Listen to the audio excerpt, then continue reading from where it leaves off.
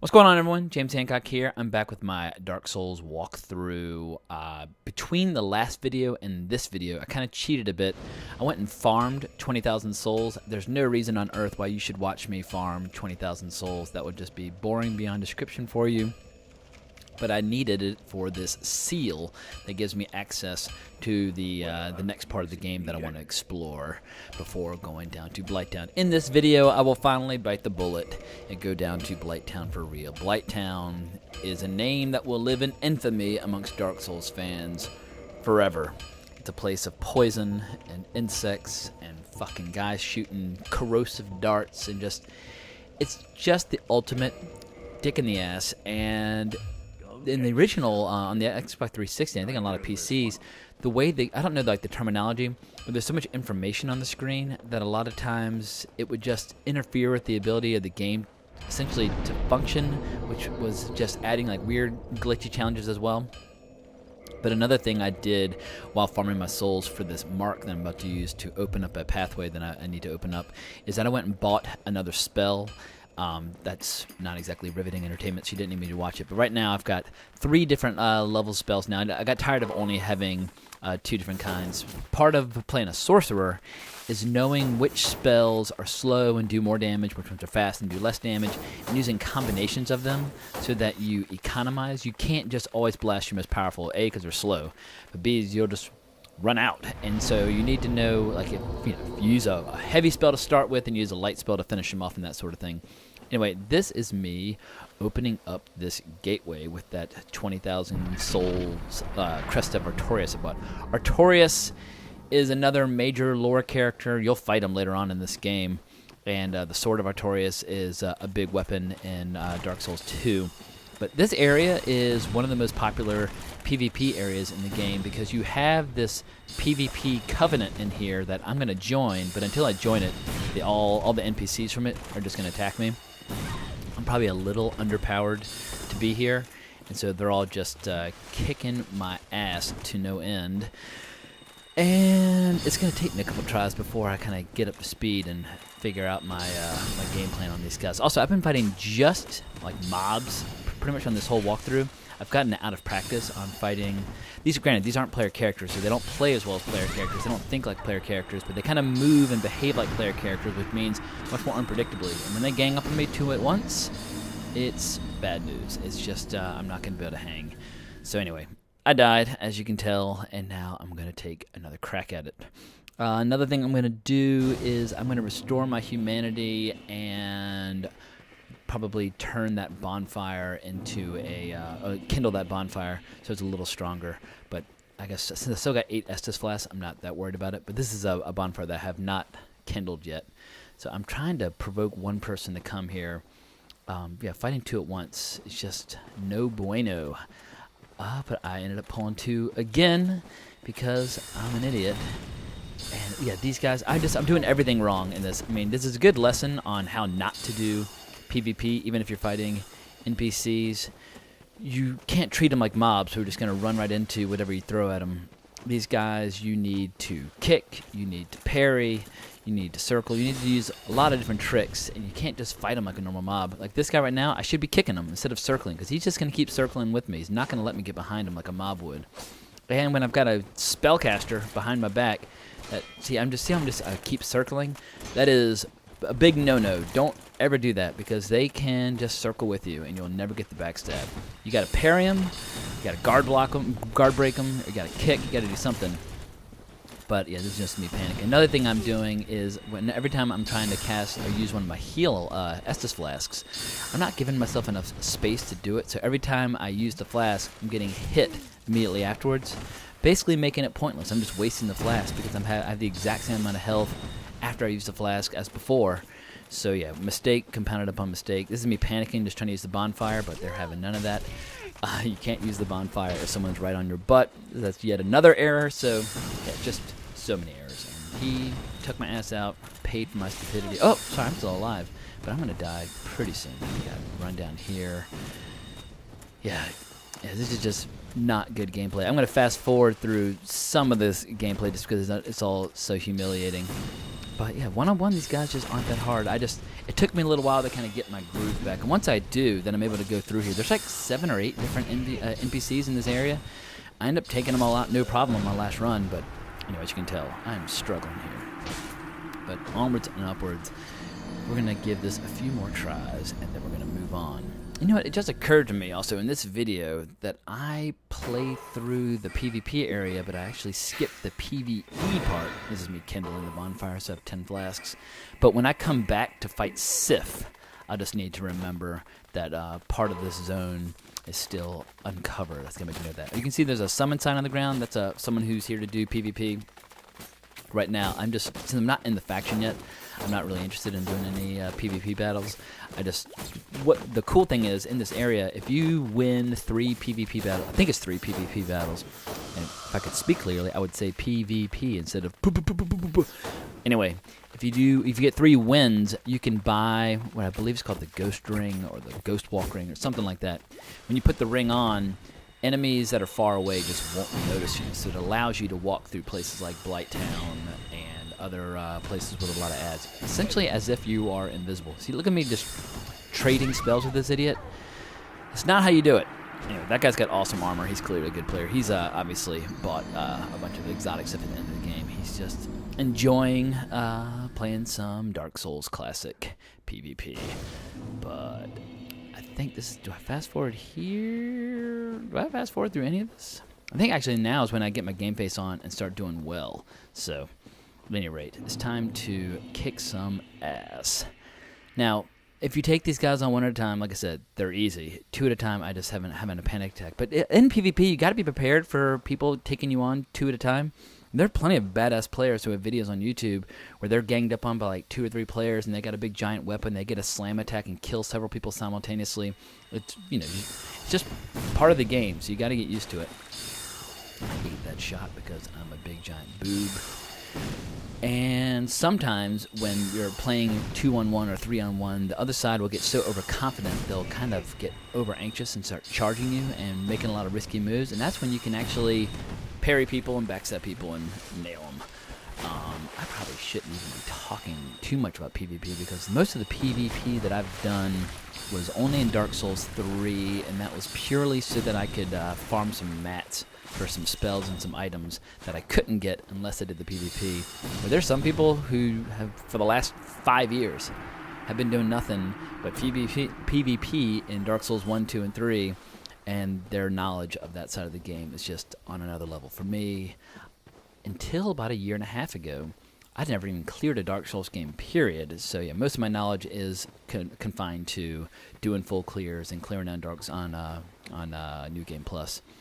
Here is the Cleric, or Faith Build, Healer, whatever you want to call him. But he's got some heal spells. He's probably the easiest of the bunch because when he gets hurt, he'll stop to cast heal spells. But while he's casting a heal spell, you can just wreck him. But you get to basically fight one of almost every single class type in this area. But I never worry about this guy at all. He's got a stupid little mace. I ain't gonna do with it. Oh, see that rogue though just came behind me? He's circling right now, so I'm aware of the fact. But I saw him in my peripheral vision, and I'm looking for him now. There he is. That motherfucker was gonna backstab me, and he didn't get it. My dagger's just doing nothing to these guys. I need to upgrade my dagger big time. Even if I get a backstab, I doubt my dagger's gonna do much.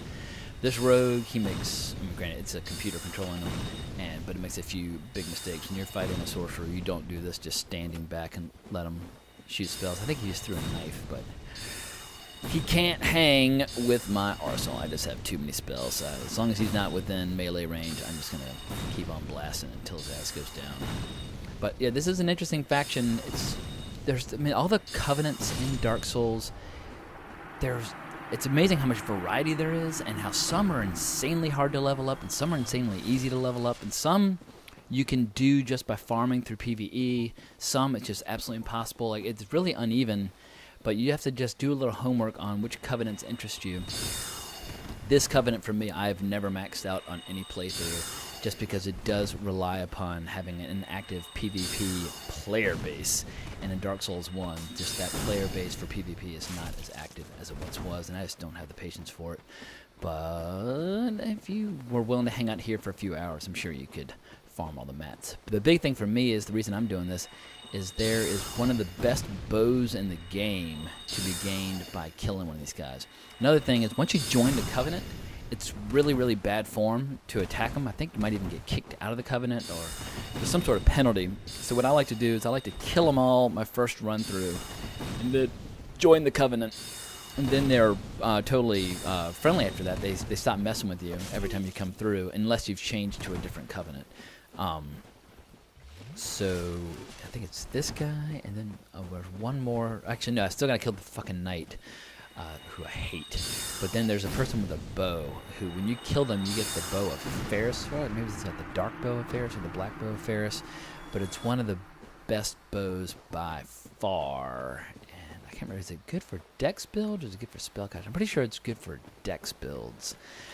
Might have an S scaling with dexterity, but I forget to check. Anyway, this is the guy that was teaming up on me originally. Luckily, he changed his starting position, so he wasn't right next to the sorcerer. As you can tell, just by himself, he is super easy. I don't know why I was getting my ass kicked by him so much initially, but it just took a while for me to kind of adjust my way of thinking. That's why if you play too much PvE, it ruins your ability to PvP, and if you play too much PvP, same does not hold true with PvE. Kind of like PvP teaches you these insane reflexes and makes you much more adaptable and flexible. And so if you're in a crazy boss fight and things are going south, instead of saying, oh my god, like my plan or my strategy isn't working, like I just got to start over, PvP players would just adjust. And so I definitely recommend doing as much as possible no matter what game you play. But here you see he's going to drop some gear.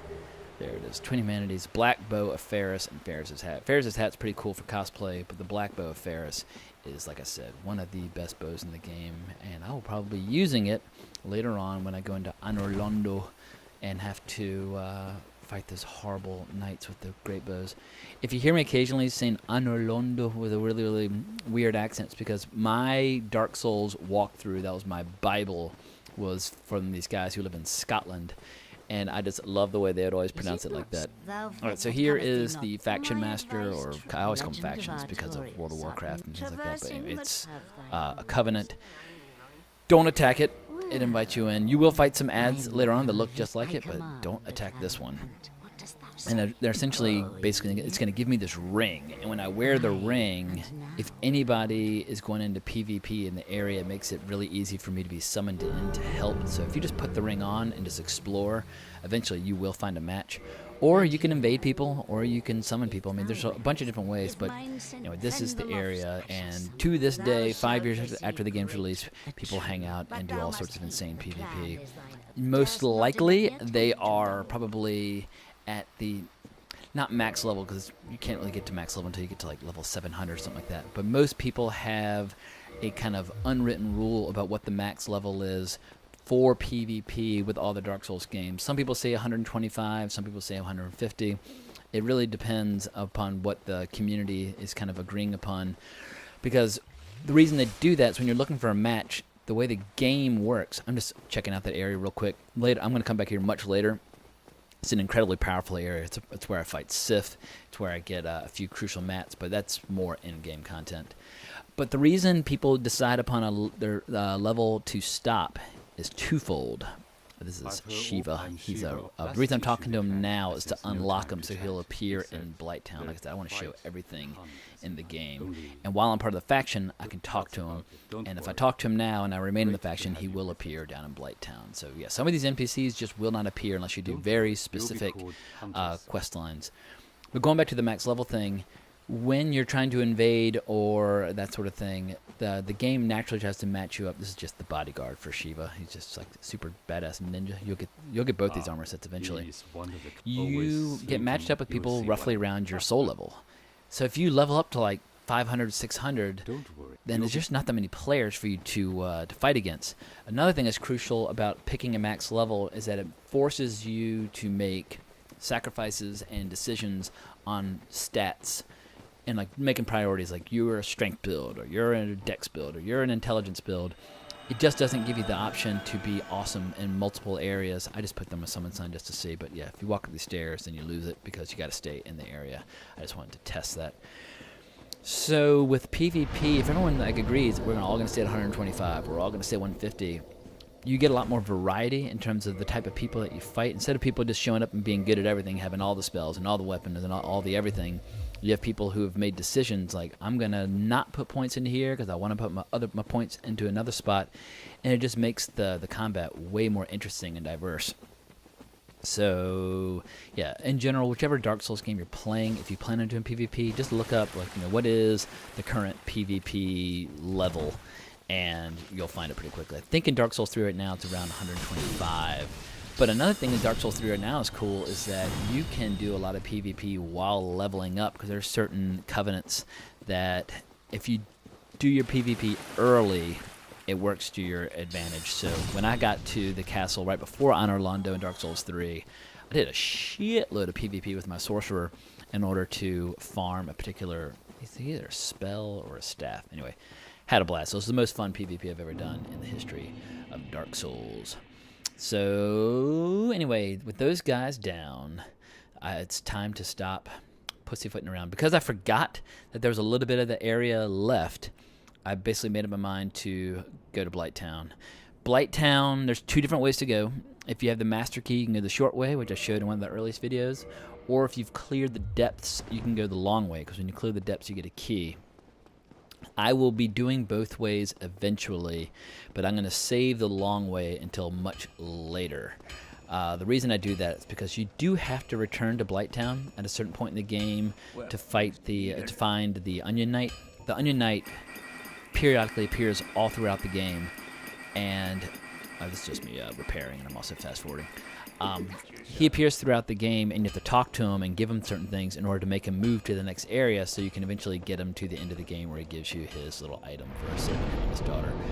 So I have to go back down to the bottom of Blighttown eventually to see him toward the end of the game, and at that point I'll be so much more powerful that the slow, long way of getting down to Blighttown, it'll still suck because of these guys that shoot these corrosive needles, and there's lots of death to gravity and just getting lost, but it won't be quite as miserable. So running back down to the main area. I can't remember if I'm going to buy a spell with this or not. I think I am. Yeah, but I put one more point into attunement so that I can now have 4 spells. Attunement's one of the things where you got to look it up, but it has certain like break-off points where if you get it to 16, you have 4 spells, and if you get to 19, you have 5 spells. And my right now my attunement's at 16, so I'm going to have 4 spells, which is plenty for coming into this area. On my character who's level 75, who's way ahead, who's also a sorcerer, my attunement's at 19, and 5 spells is totally fine. Anyway, so now I've got 4 different sorcery spells. And as you'll see, though, that's not going to do me a damn bit of good. I'm talking to this guy because I forgot to talk to him after I rang the first bell. He is... I never figured out if he has any real purpose besides going crazy. Eventually, he does go hollow and attack you like a giant idiot. But I think he's just there to remind you that Dark Souls is essentially a civilization in decay, and people are just going crazy. That's the best thing about the Dark Souls atmosphere, is that it's just... everything's dying. Important thing, you want to equip a few of your mosses for getting rid of poison and getting rid of toxins before going down. The ones that get rid of toxins are super rare, and you want to save them because the guys that shoot the needles, they will jack you a few times. They're all over the place and they're awful, and toxins will kill you really, really quickly, so you just want to make sure you always have those on hand. Poison, you can kind of ride it out. So, as you saw, I think it was in my second video, I ran down to get the Crimson set and the Remedy spell, so this path should seem familiar, but this time I'm actually going to play through. But Blighttown, even if you've got decent gear and decent stats and everything, it's real easy to die to gravity, it's real easy to die to poison and toxins, it's real easy to get overwhelmed. It's just, yeah, it's arguably the most challenging area of the game. I don't think it's the most challenging area of the game, but it's definitely in the mix, just because it's just depressing and shitty and horrible. So I tend to just get down here, clear everything as fast as humanly possible, and get the fuck out. I want to spend as little time down here as possible. I just don't like poison. And when you get down to the bottom of it, everywhere you walk is poison. It's just miserable. These guys, they will hit you hard as hell, and when they hit you, they can also poison you. It's a huge surprise because it's Blighttown, so just keep your distance. Or if you're a melee guy, just like jump past them and backstab them. But yeah, don't block. Blocking doesn't really do a damn bit of good. So now we're down in Blight Town. Things to be aware of when you're down here. There are these flying flies that will always be coming after you no matter what. They just, if you're in the area, they just slowly start creeping in. There's one of them. They just keep creeping in at all hours. And if you kill them, they immediately respawn and start flying after you again. So it's just something you have to be aware of. As long as you're in Blighttown, most of the area, you're always going to have 2 to 3 of those flies slowly coming towards you. You can sit there for a day with a bow, killing them as they come, and then they just keep coming and coming and coming. The only way you can get rid of them is by going to certain safe spots or by casting an invisibility spell. See, there's another one coming in, and they poison you, and they suck. It's awful. So yeah, yet another thing in Blighttown that's designed to make you unhappy. But yeah, the big thing is not panicking and doing things stupid when you're going down, because like you can see, I mean, I'm not even recording live and I'm still annoyed by that stupid fall. That was an unforced error. So this is me running back down. I'm just gonna fast forward to get back to that spot. But usually if you fall, it's because like someone's distracting you. Also, when you're going to and from Blacktown, it's a good idea to send this elevator back up every time, because if you die, it just makes things faster if the elevator's there waiting for you. But yeah, I felt pretty dumb. I mean, I've died to gravity a million times playing Dark Souls, but that was definitely one of the dumbest examples of dying to gravity. So yeah, just run past these fuckers. I've already killed them once, so I don't feel like killing them again. I just want to get back to my souls and reclaim them. Yeah, so you just got to make sure you're not but another thing is can't even speak. I'm so discombobulated just even watching this place. There are these little, it's got toxic. Toxic is the worst. Toxic kills you way faster. So I'm going to use one of my 2 blooming purple moss clumps. I could also use remedy, but I don't have it equipped. But there are these guys that shoot these needles from a distance. They're snipers, and they're really hard to see because they're dressed like ninjas and they're in the shadows, and they just totally bone you, and they'll just shoot those needles over and over and over again. The cool thing is though that once you kill them, they never come back. They're done. So think throughout the entire Blight Town, maybe there's like 7 of them. I think there's definitely around 6 or 7. And if you know where they are, you can kind of prepare accordingly. But until they're down, Blight Town is just a horrible, horrible place. Once all 7 of them are dead, Blight Town is dramatically easier, because then you only have to worry about these stupid hornets or flies or wasps, whatever you call them. I'm getting overwhelmed here because my spells are missing. I shouldn't be shooting spells. I should be trying to stab them, but now I'm poisoned, so panic's setting in, and I'm still trying to kill them, and I'm trying to heal, and it's just not working, and now the poison kills me. So once again, another death to the horrible shithole known as Blight Town. So I'm going to make 2 quick changes before this attempt. I'm finally just throwing up my hands in despair. I'm equipping the Spider Shield. Spider Shield gives you a resistance to poison. Whether you're walking through poisoned water or getting hit by it, it's a huge help. I should have put it on my first time down, but I was just being cocky. I figured I was powerful, so I was ready to go. I'm also going to change my spells. I am going to equip my spell that's called Hidden Body, which essentially makes you go invisible. I can cast it 3 times, which is more than enough to get down to the bottom. I'm tired of fucking around this place. I'm ready to get to the bottom, get to the bonfire, and actually, start the place proper, working on the boss and that sort of thing. So, yeah, this is me just getting my game face on. So, with my poison resistance and my stealth spell ready to go, it is time. Oh, I got hit by a damn club there because I suck.